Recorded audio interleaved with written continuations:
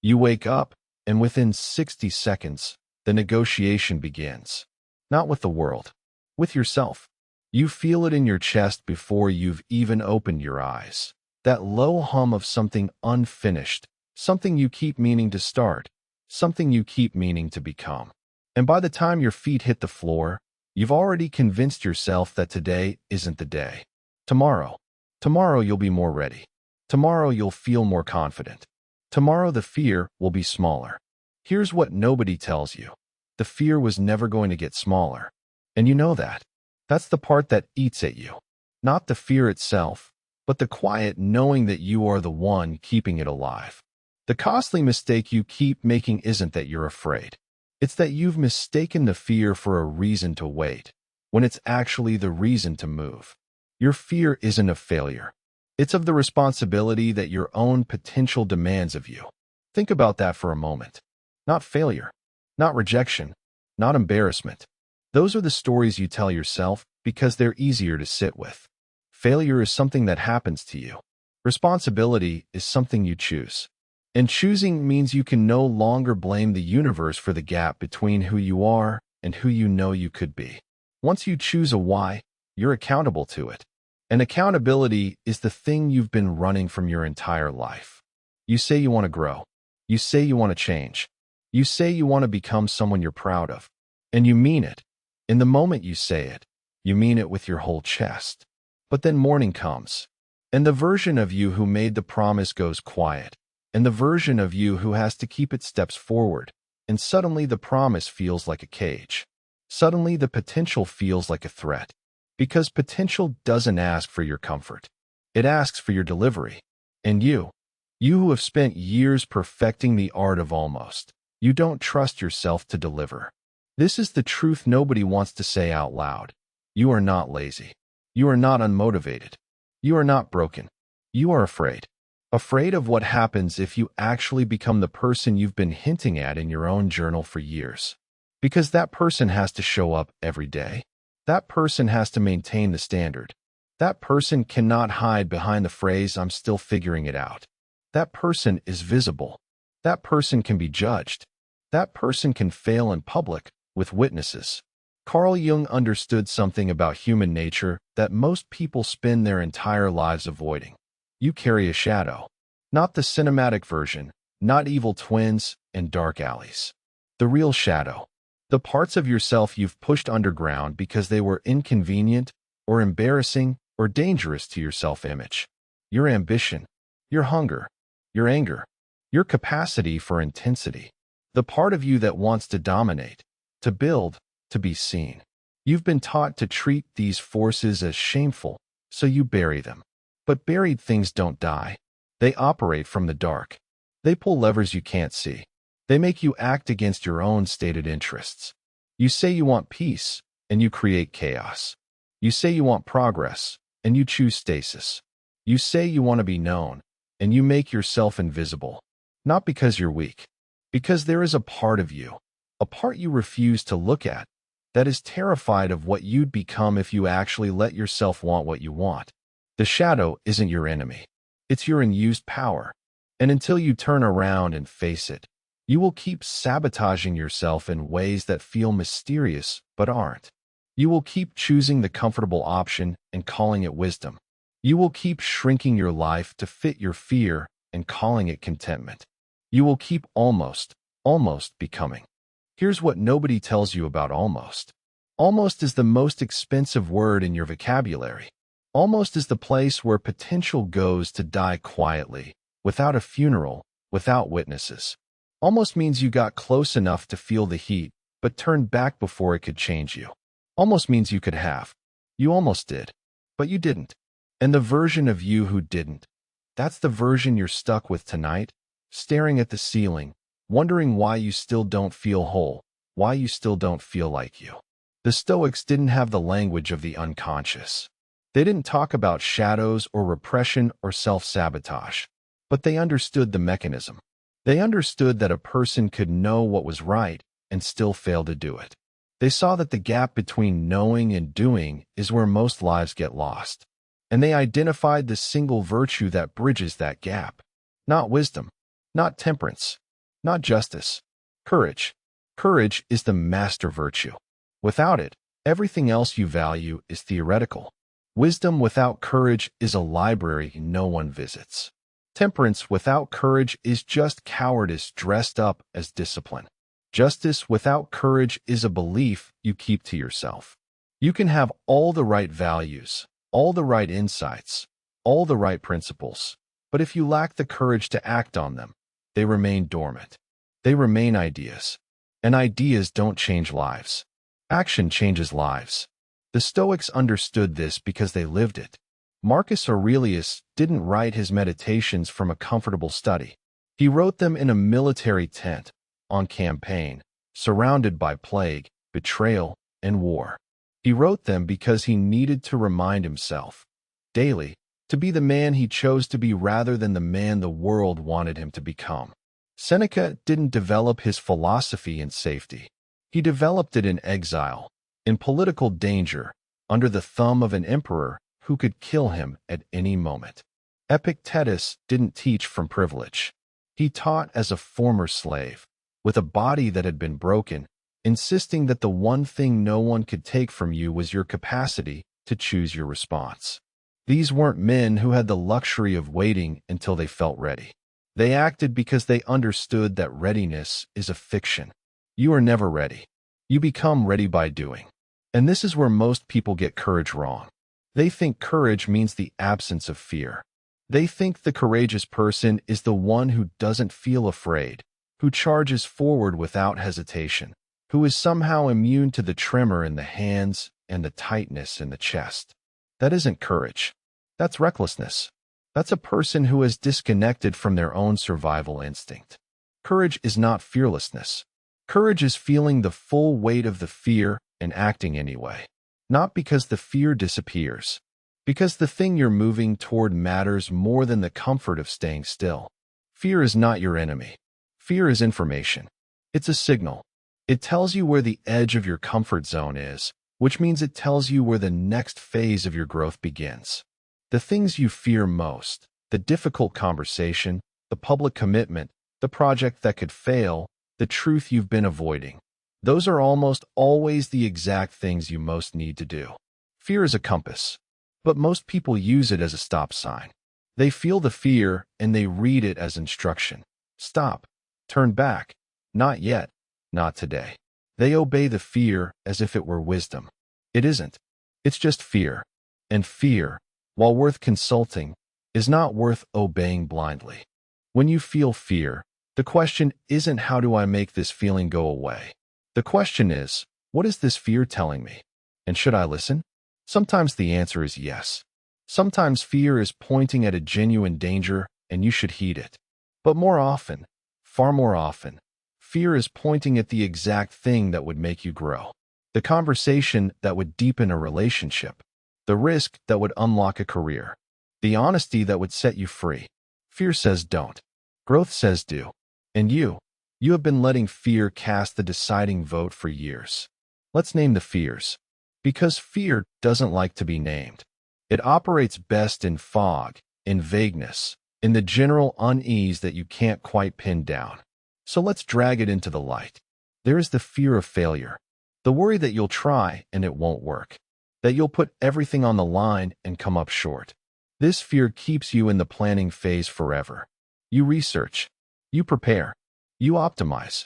You read one more book, watch one more tutorial, wait for one more sign. And the preparation feels like progress. It feels productive, but it's procrastination wearing a convincing mask. You're not preparing.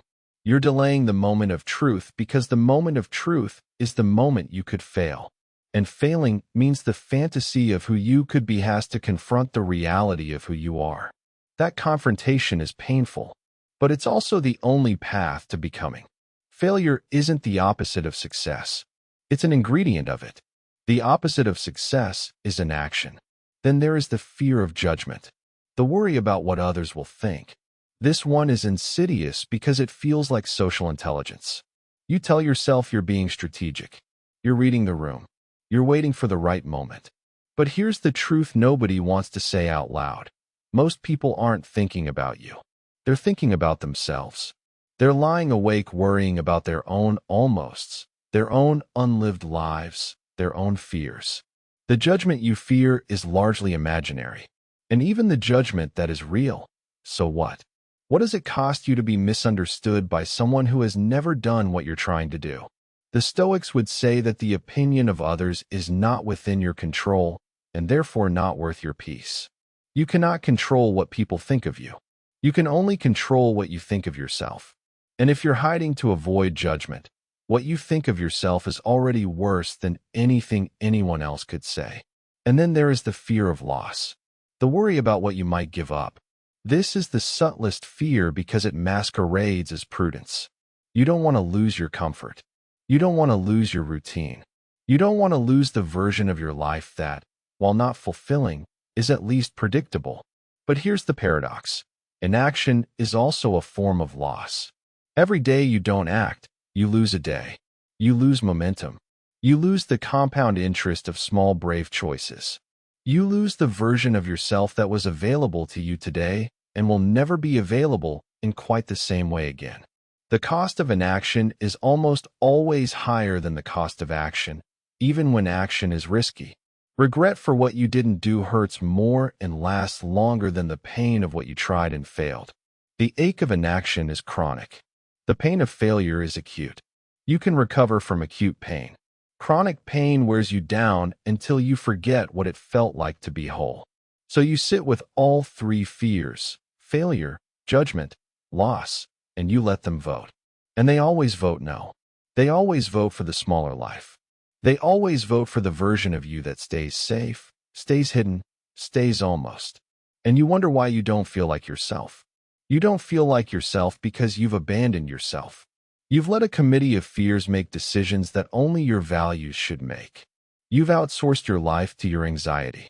Viktor Frankl understood something about fear that most people miss. He saw, in circumstances most of us can't imagine, in the concentration camps of the Second World War, that fear has a peculiar mechanism. It tends to come true precisely because you fear it. The more you fear failure, the tighter you grip, the more you overthink, the more you hesitate, and the more likely failure becomes. Fear creates the very conditions it's trying to avoid. This is the self-fulfilling prophecy of cowardice. You're so afraid of failing that you never fully commit, and because you never fully commit, you fail. You're so afraid of being judged that you never fully show up, and because you never fully show up, you're never truly seen. And the absence of being seen feels like confirmation that you're not worth seeing. The fear feeds itself. It builds its own evidence. It becomes a closed loop. But Frankl also saw the way out. Not through eliminating fear, through choosing meaning. He understood that what you actually fear isn't failure. It's the responsibility that meaning requires. Once you choose a why, you're accountable to it. Once you stand for something, you can be knocked down for it. Once you commit to a direction, you can be wrong about it. Meaning demands something from you. It demands your engagement. It demands your vulnerability. It demands that you show up with your whole self, not just the safe parts. And that demand, that accountability, is terrifying, because it means you can no longer hide behind ambiguity. You can no longer say, "I'm just exploring." You can no longer keep all your options open as a way of avoiding all your risks. Choosing a meaning means closing doors. And closing doors means accepting that some possibilities will die on the vine. And that loss, that deliberate, chosen loss, is what freedom actually costs. Most people aren't willing to pay that price. They want the meaning without the accountability. They want the purpose without the commitment. They want to feel like they're growing without ever risking enough to actually grow. And so they stay in the waiting room of their own life, reading magazines about self-improvement, telling themselves they're getting closer, while the hours tick by and the doors remain closed. You know this. You felt this. You felt the strange discomfort of a life that is technically fine but spiritually vacant. You felt the gap between the person you present to the world and the person you hear in your own thoughts at 3 in the morning. You felt the weight of unused capacity. That weight doesn't go away on its own. It accumulates. It settles into your bones. It becomes the background noise of your life. a low, persistent hum that says you were made for more than this, and you know it, and you're choosing not to do anything about it. That hum is not a flaw. It's a signal. It's the sound of your potential knocking on the walls you've built around it. And the walls aren't there to protect you. They're there to protect the fear. The fear has built a fortress inside you and convinced you it's a home. Here is where the practice begins. Not with a dramatic gesture, not with a life overhaul, not with a grand announcement to the world that you've changed. The Stoics didn't deal in dramatic gestures. They dealt in daily practice. They understood that character is not built in moments of crisis. It is revealed in moments of crisis, but it is built in the quiet, unremarkable hours when no one is watching and the stakes feel small. Courage is a habit, not an event. It's a muscle. And like any muscle, it atrophies when used and strengthens when exercised. You don't become courageous by waiting for a situation that requires enormous bravery. You become courageous by practicing small bravery, consistently, until courage becomes your default setting. Here's the concrete practice. Every day, before your mind can talk you out of it, do one thing that moves you toward the person you're afraid to become. One thing, not a plan, not a journal entry about doing the thing itself. Before your mind can talk you out of it, because your mind is fast and it's practiced, and it has 1,000 reasons ready by the time you've finished your coffee. So you have to be faster.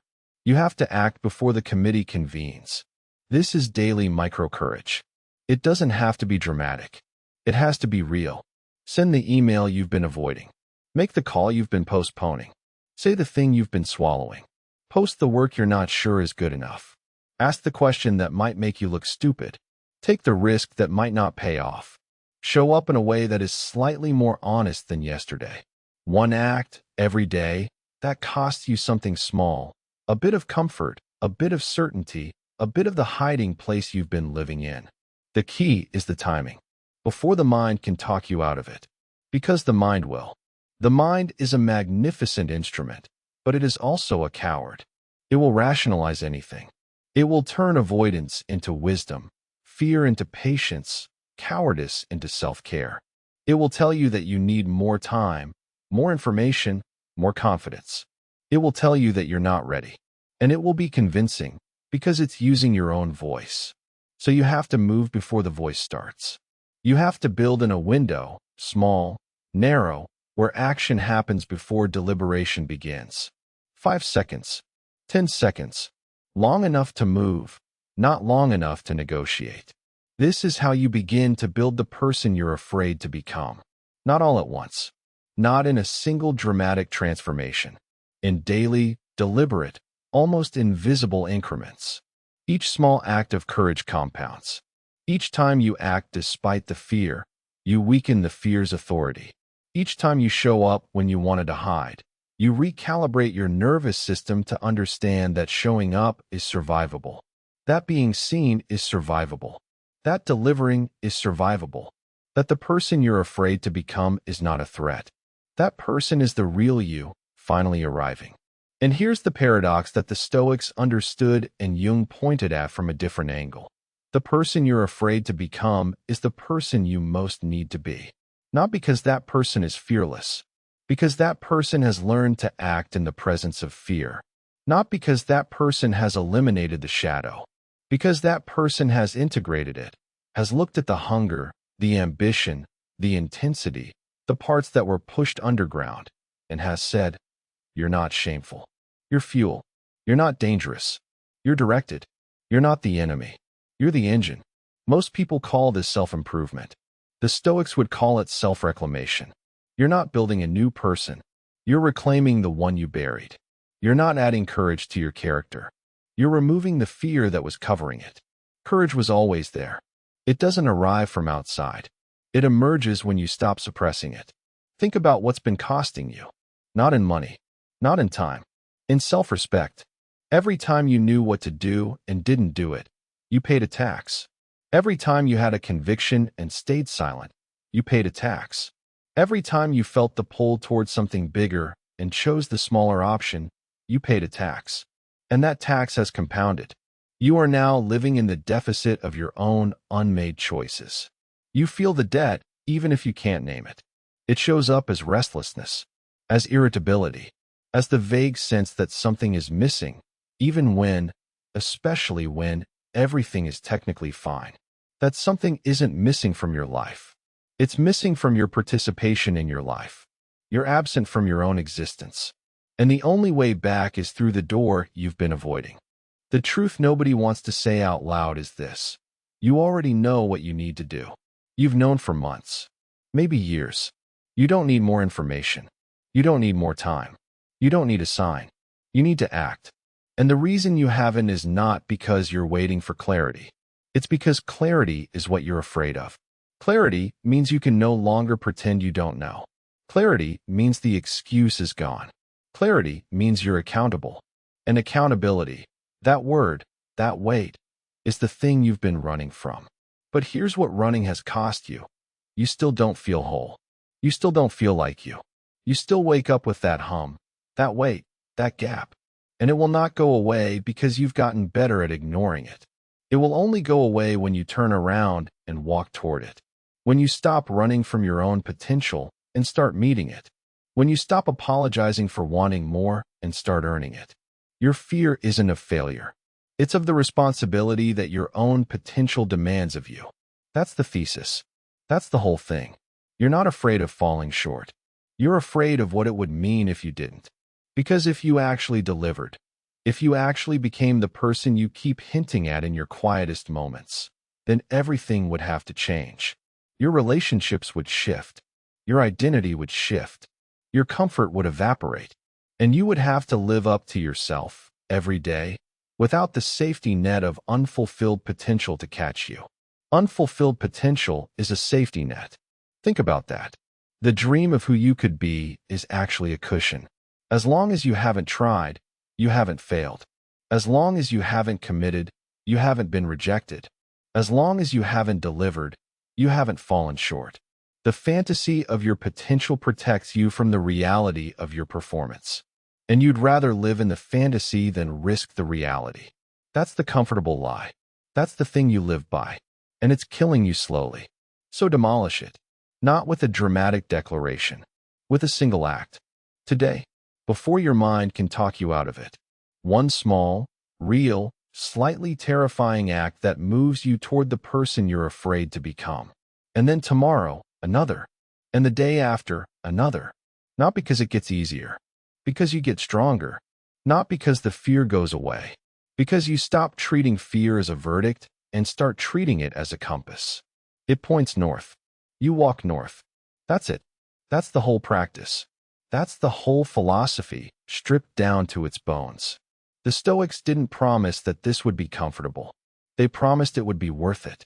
They didn't promise that courage would eliminate fear. They promised that courage would make fear bearable, and then irrelevant, and then, eventually, fuel. They didn't promise that you'd never fall. They promised that falling while moving forward is infinitely better than standing still and calling it wisdom. You've been standing still long enough. You've been almost long enough. You've been negotiating with your fear long enough. The person you're afraid to become is standing on the other side of a very small door. And the door isn't locked. It never was. You just haven't pushed it open because you've been too busy building a life around it. Push. Today. One act. Before the mind can talk you out of it. Your fear isn't of failure. It's of becoming. And becoming. The real, daily, unglamorous work of showing up as the person you know you are is the only thing that has ever made anyone whole. Stop waiting to feel ready. Start acting like you already are. Because you are.